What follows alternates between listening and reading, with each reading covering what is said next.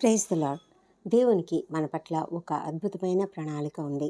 అందుకే అపొస్తలుడైన పౌలు గారు ఎఫెసీయులకు రాసిన పత్రికలో 1వ అధ్యాయము 6వ వచనం చివరి భాగంలో మనం చూసినట్లయితే, మనము తన ఎదుట పరిశుద్ధులమును నిర్దోషులమును అయి ఉండవలెనని జగత్తు పునాది వేయబడక మునిపే ప్రేమ చేత ఆయన క్రీస్తులో మనలను ఏర్పరచుకొనెను.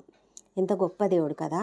అందుకే మరి మా యోహాను సువార్త 3వ అధ్యాయం 16వ వచనంలో ఏమని వ్రాయబడి ఉంటుందంటే, దేవుడు లోకమును ఎంతో ప్రేమించెను కాగా ఆయన తన అద్వితీయ కుమారునియందు విశ్వాసం ఉంచు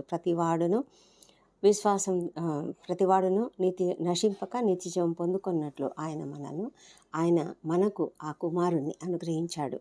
కనుక ప్రభువైన యేసుక్రీస్తు నీ కొరకు నా కొరకే వచ్చాడు. ఆయన నిన్ను నన్ను ఏర్పరచుకున్నాడు. ఆయన జగత్తు పునాది వేయబడక మునిపే నిర్ణయించుకున్నాడు. మన పట్ల ఆయనకు ఒక ప్రణాళిక కలిగి ఉంది. మనం అనుకుంటాము, నేనెందుకు ఇంట్లో పుట్టాను, నేనెందుకు ఈ సరౌండింగ్స్లో ఉన్నాను, నేనెందుకు ఇలా ఉన్నాను, నా రూపం ఎందుకు ఇలా ఉంది, నేనెందుకు అసలు సక్సెస్ కాలేకపోతున్నాను, ఎందులో చూసినా నేను చాలా తక్కువవానిగా ఉన్నానే, నేను చాలా తక్కువ దానిగా ఉన్నానే, నాకు అసలు తెలివి లేదు, నేను షైన్ కావడం లేదు, మరి చదువులో నేను బాగా ఎక్కువగా షైన్ కావడం లేదు, ఏ ఉద్యోగం కూడా నేను చేయలేకపోతున్నాను, ప్రతి దాంట్లో నేను తక్కువవానిగా అందరూ నన్ను చూస్తున్నారు అని ఒక న్యూనతా భావంతో మనం ఉన్నట్లయితే వెంటనే అది మార్చుకోవాలి. ఎందుకంటే దేవుడు నిన్ను ప్రేమిస్తున్నాడు.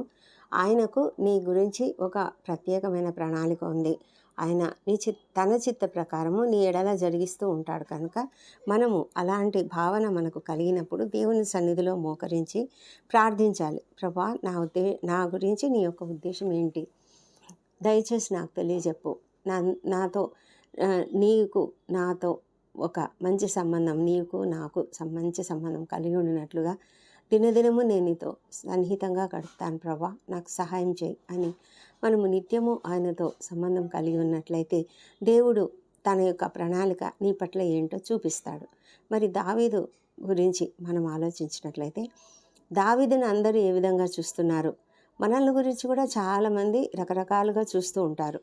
అంటే మనము ఒక తక్కువ వాళ్ళమని, తెలివిలేని అబ్బాయి లేకపోతే తెలివిలేని అమ్మాయి, మూఢుడు లేకపోతే చేతగానివాడు, ప్రయోజనం లేనివాడు, పనికి మాలినవాడు, ఇంకా రకరకాల కోపిష్టి, గర్విష్టి, ఇలా రకరకాల పేర్లతో మనల్ని పిలుస్తూ ఉంటారు కదా. ఇంట్లో కూడా మనల్ని ప్రతి ఒక్కరూ, తల్లిదండ్రులైనా అన్నదమ్ములైనా, మనల్ని ఒక రకమైన పేర్లతో పిలుస్తూ మనల్ని చాలా తక్కువ భావనకు గురి చేస్తూ ఉంటారు. అయితే దేవుడు చూసే విధానమే వేరు. నీ పట్ల దేవునికి ఉన్నటువంటి ఆ యొక్క ఆలోచన కంప్లీట్గా వేరు. అది మనం ఎప్పుడు కూడా జ్ఞాపకం ఉంచుకొని దేవుని సన్నిధిలో గడుపుతూ, ప్రభా చూడండి, నన్ను ఈ విధంగా చేస్తున్నారు, నన్ను ఈ విధంగా పిలుస్తున్నారు, ప్రభా నేను ఇంతేనా, నాకు సహాయం చేయవా, నేను ఎలా ఉండాలి, నాకు కావలసిన జ్ఞానం ఇవ్వవా, నేను ఎందులో తక్కువగా ఉన్నానో ఆ విషయంలో నాకు తగిన జ్ఞానం ఇవ్వవా తండ్రి, నన్ను తగిన విధంగా వాడుకోవా అని మనం దేవుని సన్నిధిలో అడిగినప్పుడు దేవుడు మనకు తప్పకుండా సహాయం చేస్తాడు. మరి దావీదు విషయంలో మనం ఆలోచించినట్లయితే, దావీదు కడగొట్టువాడు, అంటే చిన్నవాడు, అతన్ని ఎవరూ లెక్క చేయలేదు. దేవుడు దావీదును ఒక రాజుగా తాను ఉద్దేశించుకున్నాడు. అతని పట్ల దేవునికి అలాంటి ప్రణాళిక ఉంది. అతన్ని నిర్ణయించుకున్నందుకు దేవుడు సమూయేలు అనే ప్రవక్తను పిలిచి ఏం చెప్పాడంటే, నువ్వు వెళ్ళు, బెత్లెహేంలో యెషై దగ్గరికి వెళ్ళు, అక్కడ అతని కుమారునికి ఎవని పేరు నేను నీకు చెప్పుదునో అతనిని అభిషేకించమని చెప్పాడు. అందరినీ బల్లేర్పణకు పిలవమని చెప్పాడు. ఎవరిని అనే ఒక పేరైతే దేవుడు చెప్పలేదు. సమూయేలును వెళ్ళమన్నాడు. అక్కడికి వెళ్ళిన తర్వాత అతని యొక్క కుమారులు ఎంతమంది ఉన్నారో అడిగాడు. అడిగిన తర్వాత బలికి రండి అని చెప్పాడు. యెషై తన యొక్క కుమారులందరినీ శుద్ధి చేసి బలికి పంపించాడు. అయితే అక్కడ సమూయేలుకు ఎవరు అనేది తెలియదు. ఎందుకంటే దేవుడు ప్రత్యేకంగా ఫలానా పేరు అని చెప్పలేదు. కాబట్టి అతడు ఏలీయాబుని చూసినప్పుడు అతడు బాగా ఎత్తుగా ఉన్నాడు, ఇతడే అనుకొని ఇతన్ని అనుకున్నాడు, ఇతన్ని అభిషేకించాలనుకున్నాడు. అయితే ప్రభు ఏం చెప్తున్నాడంటే, అతని రూపమును అతని ఎత్తును లక్ష్య పెట్టకుము, మనుషులు లక్ష్యపెట్టు వాటిని యెహోవా లక్ష్యపెట్టడు, నేను అతన్ని త్రోసివేశాను అని చెప్తున్నాడు. మనుషులు పైరూపంను లక్ష్య పెడతారు, కానీ యెహోవా హృదయంను లక్ష్యపెట్టును అని చెప్పాడు. ఆ మాట విన్నాక ఇంకా సమూయేలు ఎదురు చూస్తూ ఉన్నాడు. తర్వాత నెక్స్ట్ అబీనాదాబు వచ్చాడు. అతడికి కూడా యెహోవా అతన్ని కోరుకోలేదు అని మళ్ళీ తర్వాత నెక్స్ట్ షమ్మ, తర్వాత నెక్స్ట్ కుమారులు, అలాగా అంతమందిని పిలిచాడు. 7 మంది వచ్చారు. అయితే 7 మందిని కూడా దేవుడు నిరాకరించాడు. అప్పుడు సమూయేలుకు అర్థం కాలేదు, ఏంటి అందరూ అయిపోయారు, ఇంకా ఏం చేయాలి అని అనుకొని యెషయిని అడుగుతున్నాడు. యెషయితో ఇంకా ఉన్నారా, నీకు కుమారులు ఇంకా ఉన్నారా, నీ కుమారులు అందరు ఇక్కడ ఉన్నారా అని అడిగినప్పుడు, లేదు ఇంకా కడసారి వాడున్నాడు, అయితే వాడు గొర్రెలను కాస్తున్నాడు. అంటే వాళ్ళ ఉద్దేశంలో అతడు ఒక గొర్రెలు కాసేవాడు, అతడు హీఈస్ నాట్ వెరీ ఇంపార్టెంట్. ఇక్కడ బలి అర్పణ జరుగుతుంది, బలి అర్పణకు తన కుమారులందరినీ పిలిపించాలి అని యెషయి అంటే తనకు తెలుసు. అయినప్పటికీ కూడా తన కుమారులందరిలో ఉన్న వాళ్ళని అందరినీ ఉంచాడు, కానీ దూరంగా మరి గొర్రెలను మేపుతున్నటువంటి దావీదును మాత్రం అతడు నిర్లక్ష్యం చేసినట్లుగా కనిపిస్తుంది. అంటే అతడిని ఒక తృణీకరించిన వ్యక్తిగా అతడు చూస్తున్నాడు. అతడేం పెద్ద ఇంపార్టెంట్ కాదు, అతడు గొర్రెలను కాస్తున్నాడు, పెద్ద ఇంపార్టెంట్ కాదు, వీళ్ళైతే సైన్యంలో ఉన్నారు కాబట్టి వీళ్ళు ఇంపార్టెంట్ అన్నట్లుగా యెషయి చూస్తున్నాడు. అంటే ఒక తండ్రే తన కుమారుల ఎడల ఇలాంటి భేదభావాన్ని చూపిస్తూ ఉన్నాడు. మరి చాలామంది ఇళ్లలో, కుటుంబాలలో కూడా ఇలాగే జరుగుతూ ఉంటుంది. మన కుటుంబంలో కొంతమంది పెద్దవాడిని చాలా ఇష్టపడతారు, చిన్నవాడిని తృణీకరిస్తూ ఉంటారు. పెద్దవాడినేమో తృణీకరిస్తారు, చిన్నవాడిని చాలా ఇంపార్టెంట్గా చూస్తూ ఉంటారు. వీడు చక్కగా ఉన్నాడు, వీడు బాగుంటాడు, మంచివాడు, వాడు ఉట్టి పనికి మాలినోడు అని చెప్తూ ఉంటారు వాళ్ళే, తల్లిదండ్రులే. మా రెండో వాడు ఉన్నాడు కదండి, ఉట్టి పనికి మాలినోడు అని చెప్తూ ఉంటారు.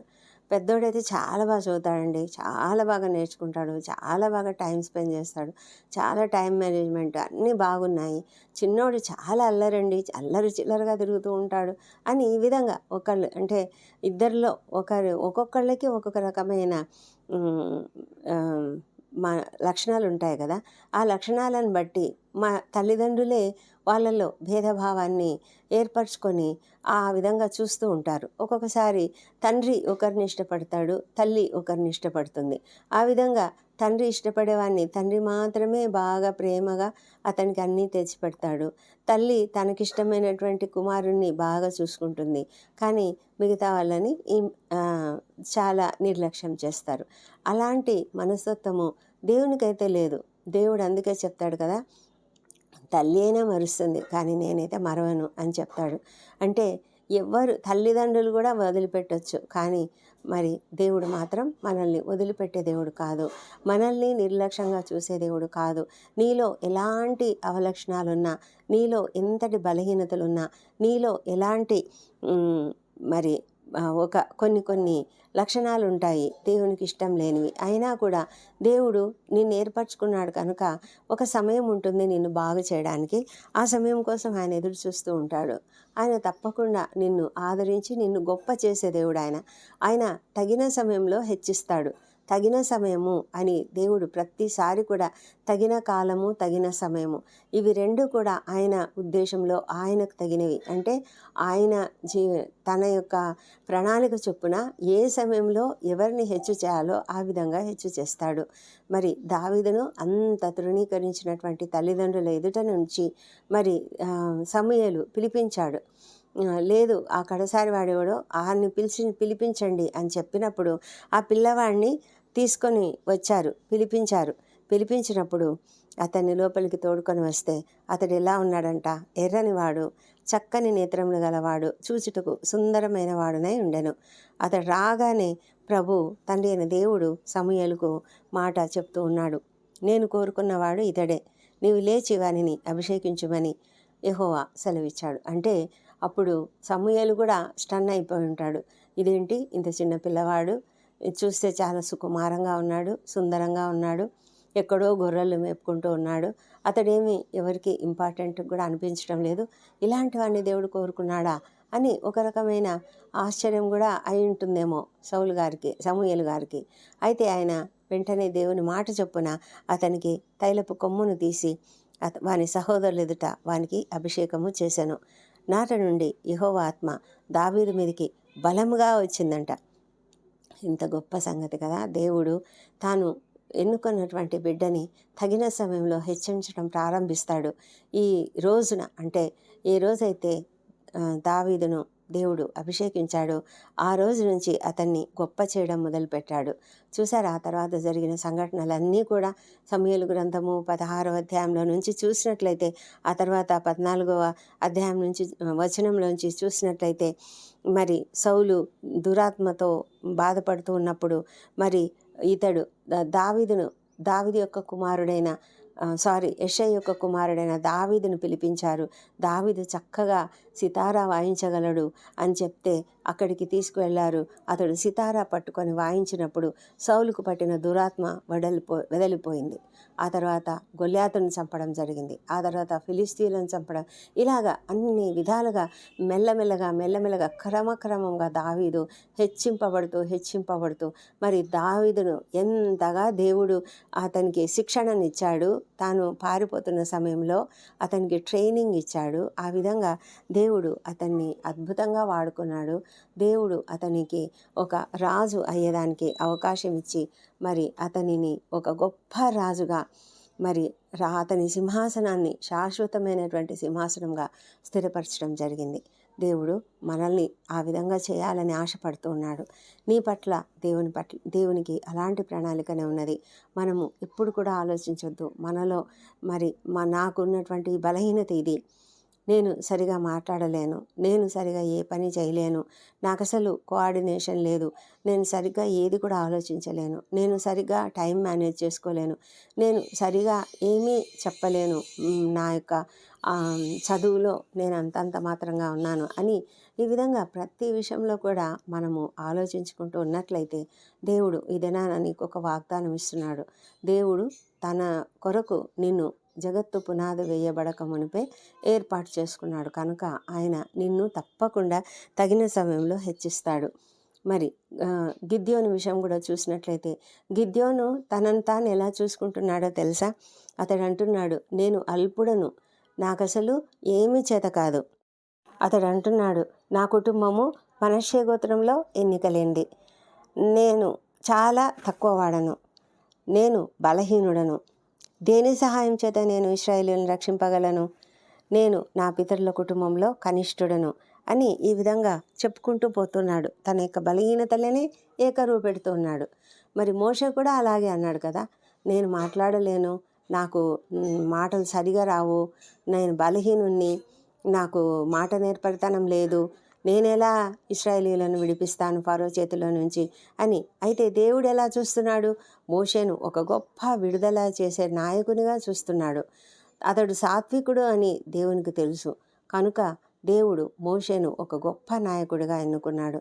మరి గిద్యోనును కూడా అదే విధంగా మిద్యానీయుల చేతిలో నుంచి ఇశ్రాయేలులను కాపాడడానికి ఒక గొప్ప న్యాయాధిపతిగా గిద్యోనును ఎన్నుకున్నాడు. మరి గిద్యోను అయితే ఎలా ఉన్నాడు? గిద్యోను ఏమంటున్నాడు? అయ్యో, నేను చాలా తక్కువ వాణ్ణి, నేను బలం లేనివాణ్ణి, నాకు అసలు నేనెలా చేయగలను అంటే, దేవుడు మాత్రం అలా కాదు, నువ్వు పరాక్రమం గల బలాఢ్యునివి, అందుకే పరాక్రమం గల బలాఢ్యుడా అని పిలుస్తూ ఉన్నాడు. ఆ విధంగా దేవుడు మనల్ని కూడా పిలుస్తాడండి. మనం అనుకుంటాము నాకు అసలు ఏం చేత కాదు, నేను అసలు ఏం చేయలేను అని. కానీ దేవుడు మాత్రము మనలోనేటువంటి ఏదో ఒక్కొక్క మంచి లక్షణం ఉంటుంది. అది మనకు తెలియకుండానే నిద్రాణంగా ఉంటుందేమో, కానీ దేవుడైతే మనలో అది ఒకటి పెట్టి ఉంటాడు. ఆయన ఖచ్చితంగా మనల్ని వాడుకుంటాడు. శారా అనుకుంది నేను గొడ్రాల్ని అని. ఆమె నాకెక్కడ పిల్లలు పుడతారని అబ్రహాంతో అంటుంది. ఇంత వయసు వచ్చింది, నాకింకా ఎక్కడ పిల్లలు పుడతారు, నువ్వు కూడా చాలా వృద్ధుడివైపోయావు కదా, ఇంకా లేటు కాకముందే ఒక్కసారి ఇంకా హాగరుతో ఎవరినో ఒకరిని కనేసేయి అని ఆ హాగరుని ఇచ్చింది. మరి దేవుడు మాత్రం అలాగ చూడలేదు. శారాని ఒక గొప్ప తల్లిగా చూస్తున్నాడు. జనములకు తల్లి ఆమె. అనేక జనాలకు ఆమె తల్లి అవుతుంది. ఆమె గర్భంలో నుంచే వచ్చే కుమారుడే వాగ్దాన పుత్రుడు అని ఆయన ఖచ్చితంగా ఆమె గురించినటువంటి ఆ యొక్క ఆలోచన ఉంది. అదే చూపుతో ఆయన చూస్తున్నాడు. ఆమెను ఒక రాకుమారి, ఆమె ఒక గొప్ప తల్లి, జనములకు తల్లి అవుతుంది అని ఆయన చూస్తూ ఉన్నాడు. దేవునికి నీ పట్ల, నా పట్ల ఉన్నటువంటి ఒక గొప్ప ప్రణాళిక చొప్పున ఆయన మనల్ని జగత్తు పునాది వేయబడక మునిపే ఆయన ఏర్పరచుకున్నాడు. కనుకనే ఆయన మన విషయంలో తాను ఏం చేయాలో అది చేస్తాడు. అది తగిన కాలంలో చేస్తాడు, తగిన సమయంలో చేస్తాడు. అంతవరకు మనము ఏం చేయాలంటే దేవుని సన్నిధిలో సమయం గడపాలి, దేవునితో సంబంధం కలిగి ఉండాలి, దేవుణ్ణి ప్రార్థిస్తూ వాక్యం చదువుతూ ధ్యానిస్తూ ఉండాలి. అంతేకాదు ఆయన బలిష్టమైన చేతి క్రింద దీన మనస్కులమై ఉండాలి. అప్పుడు ఆయన మనల్ని తగిన కాలమందు ఆయన హెచ్చిస్తాడు. ఎంత అద్భుతమైనటువంటి వాగ్దానం దేవుడు ఈ దినము మనకిస్తున్నాడు. మరి ఆ యొక్క వాగ్దానంను మనం చేత పట్టుకుందాం. మరి అపొస్తలుడైన పౌలు ఏ విధంగా పౌలుగా మారాడు? అతడు ఒక భయంకరమైన నరహంతకుడుగా ఉన్నాడు, ద్వేషించేవాడు. యేసయ్య యొక్క శిష్యులను ఎంతగా ద్వేషించేవాడు. అసలు ఎవరెవరైతే యేసయ్యను అనుసరిస్తున్నారో వారందరినీ కూడా చంపేసేయాలనేటువంటి ఒకే ఒక ఉద్దేశం అతనిలో ఉన్నది. కానీ ఒక్కసారిగా ఎప్పుడైతే యేసయ్య దర్శనం అతనికి కలిగిందో, ముఖ దర్శనం కలిగిందో, ఆ నిమిషం నుంచే అతడు వెంటనే మారిపోయాడు. అతడు ఒక గొప్ప సేవకుడుగా మారిపోయాడు. అతడు చేసినంత సేవ మరి ఎవరు చేయలేదు. అతని యొక్క పత్రికలు అనేకము ఈ దినాన కూడా మనకు గొప్పగా మనల్ని నడిపిస్తూ ఉన్నాయి. గొప్పగా మనకు ఆదరణ కలిగిస్తూ మనల్ని సరైనటువంటి క్రైస్తవ జీవితం జీవించడానికి ఒక గైడ్ లాగా మరి ఉంటూ ఉన్నాయి.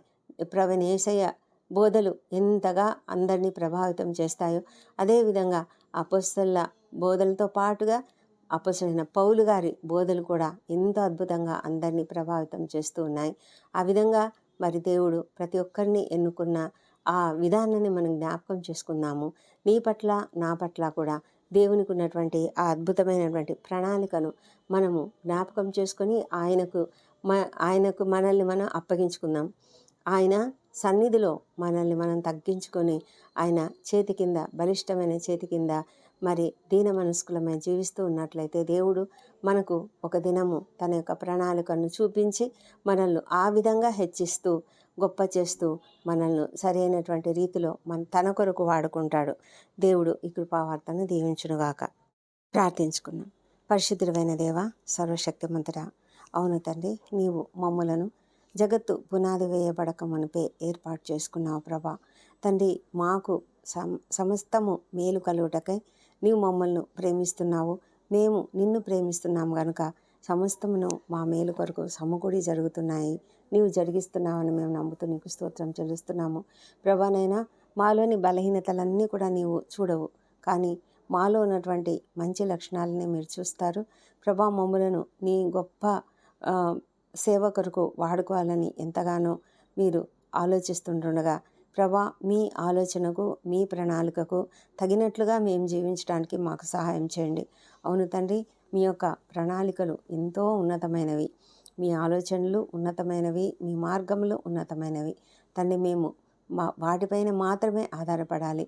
నీ యొక్క గొప్ప సన్నిధి కాంతి మా పైన చేయబడినట్లుగా తండ్రి మేము నీకు అనుకూలంగా ఉదయకాలంన లేచినప్పటి నుంచి కూడా నీ యొక్క వాక్యంను ధ్యానిస్తూ ప్రభా, నీతో సన్నిహితమైనటువంటి సంబంధం కలిగి జీవిస్తూ బ్రతుకుతూ తండ్రి మేము నీతో మాట్లాడుతూ ఉండగలిగితే ప్రభా, మీరు మాకు తగిన మార్గనిర్దేశనం చేస్తారని మేము నమ్ముతూ నీకు స్తోత్రం చెల్లిస్తున్నాము. మమ్మల్ని మేము నీ చేతులకు అప్పగించుకుంటున్నాము. ఈ దినము మేము ఏం చేయవలనో, ఏ విధంగా ఎవరితో మాట్లాడవలనో, మా మాటల ద్వారా, తలంపుల ద్వారా, క్రియల ద్వారా ఇతరులకు నేను బయలుపరిచే రీతిలో మేము నీ కొరకు పని చేయనట్లుగా సహాయం చేయమని ప్రార్థిస్తున్నాము. మా ప్రయాణాలలో మీరు ఎంతగానో మాకు క్షేమం ఇస్తున్నందుకు వందనములు. విద్యార్థులను దీవించండి. వారు చదువుకుంటుండగా వారికి మంచి జ్ఞానం అనుగ్రహించి వారి పరీక్షల్లో తప్పకుండా చక్కటి ఉత్తీర్ణతను వారు పొందుకొనుటకు సహాయం చేయమని ప్రార్థిస్తున్నాం తండ్రి. మా ప్రభా తండ్రి, మా ప్రార్థనలు అంగీకరించి మరి ఈ యొక్క సమయాన్ని మీరు విలువైన సమయంగా తండ్రి అనేకులకు ఆదరణకరంగా చేయమని వేడుకుంటూ మా ప్రభువైన యేసుక్రీస్తు ద్వారా వేడుకుంటున్నాం తండ్రి. ఆమెన్. ఆమెన్.